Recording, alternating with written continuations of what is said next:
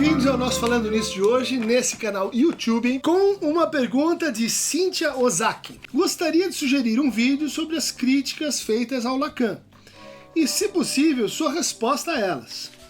Tenho ouvido algumas pessoas na academia o acusarem de charlatanismo, e gostaria de ouvir uma resposta embasada de alguém que eu confio. Obrigado, Cíntia. É uma ocasião importante a gente situar esse debate, esse conjunto de críticas que muito facilmente você encontra, né? Eu mesmo já me deparei e respondi a vários assim, sites de divulgação, né? Que propagam essa ideia de que o Lacan seria um autor assim, charlatão. O que a gente deve entender por charlatão, né? Vem do espanhol, né? Charla tem a ver com o que a gente faz mesmo, né? Nós somos faladores, nós somos falastrões.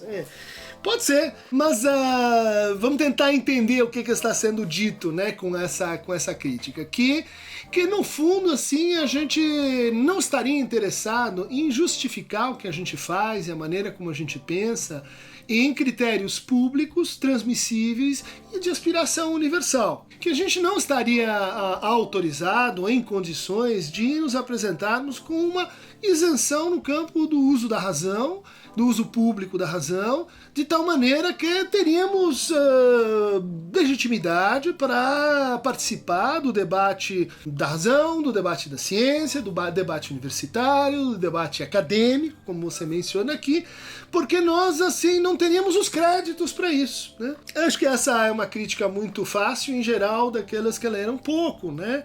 Ou que, eventualmente, tomaram contato com a obra do Lacan, complexa, difícil, cheia de pressupostos, e de fato extraíram certos ângulos onde ela é assim, de difícil acesso porque barroca. O Lacan declarava que ele não escrevia, mas não era para ser entendido, é um desafio de leitura, é algo que não dissocia a forma como se faz daquilo que se faz, a forma como se diz daquilo sobre o qual se diz, e que, portanto, tem um esforço de integração estética com o objeto e a matéria-prima mesma do que se quer passar, né?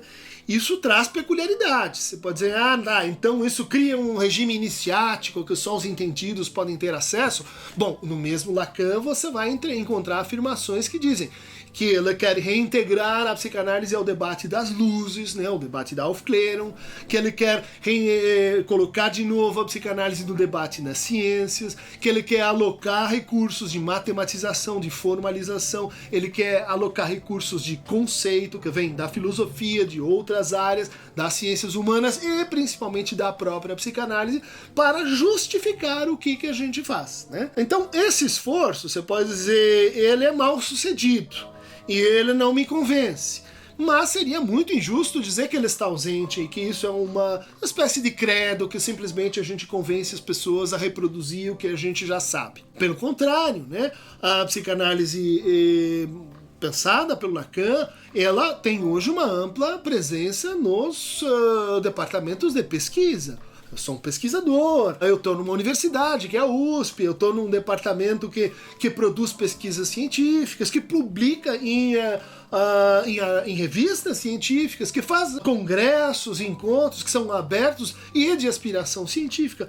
Então, no fundo, é aquele argumento que diz assim, não, mas isso que vocês chamam de ciência não é o que eu aceito. Não, mas isso que vocês chamam de academia não é o que deveria estar sendo feito na academia. Que é, muitas vezes, o que eu, Gemo myself, faço. Às vezes essa crítica, ela se apoia em comentadores um pouquinho mais qualificados, como esse aqui, o caso Alain Sokal e Jean Bricmont, em posturas intelectuais, né? Um trabalho muito interessante, né, de 2001. Esses dois autores que são da física, eles inventaram um artigo científico, né, envolvendo pós-modernidade, citando um monte de gente, assim, Deleuze, Foucault, Kristeva, Lacan, e mandaram para uma revista prestigiada de ciências humanas, e a revista publicou. E daí elas vêm a público dizendo, olha, essas revistas de ciência não era uma revista de psicanálise, hein, gente? Eu acho que era uma revista de semiótica. matemática, né? Ou de teoria literária. Mas o argumento é, essas revistas aceitam tudo, porque ali só vale o argumento de autoridade, porque ali as pessoas não conseguem nem se entender elas mesmas e só publicam coisas que são incompreensíveis para os outros ou para a razão comum e, portanto, são enganadores, portanto, são charlatães. Mas o que diz o Sokal e o Brickman sobre o Lacan? Como avaliar a matemática de Lacan?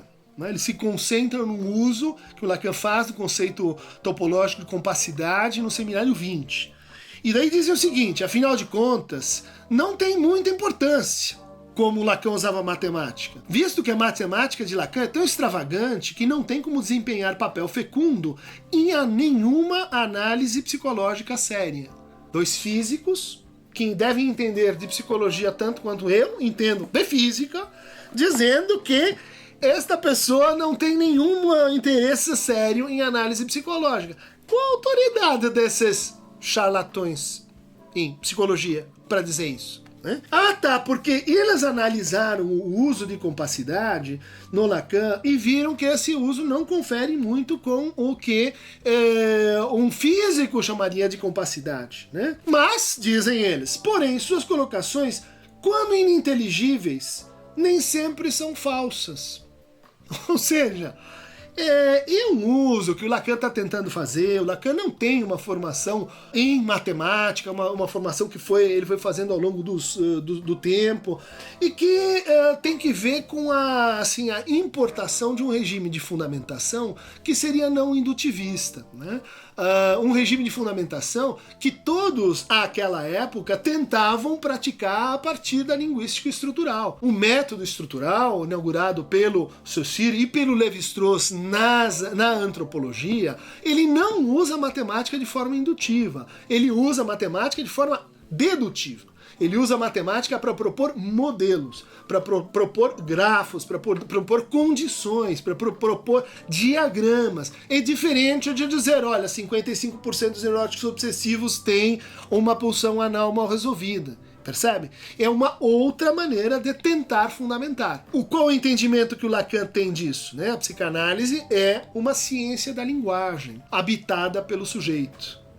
Então, o que a gente vai buscar na matemática é aquilo que poderia nos ajudar a fundamentar a linguagem na medida que ela é condição para o inconsciente. Isso é bem elaborado, isso pode ser renovado, os modelos apresentados pelo Lacan funcionam, podem ser corrigidos, e isto, como toda obra de ciência, está exposto a reconstruções. O Lacan justamente não é autor dogmático porque as proposições dela são passíveis de correção, são passíveis de dizer isso, olha só, que o Popper dizia que era impossível para a psicanálise.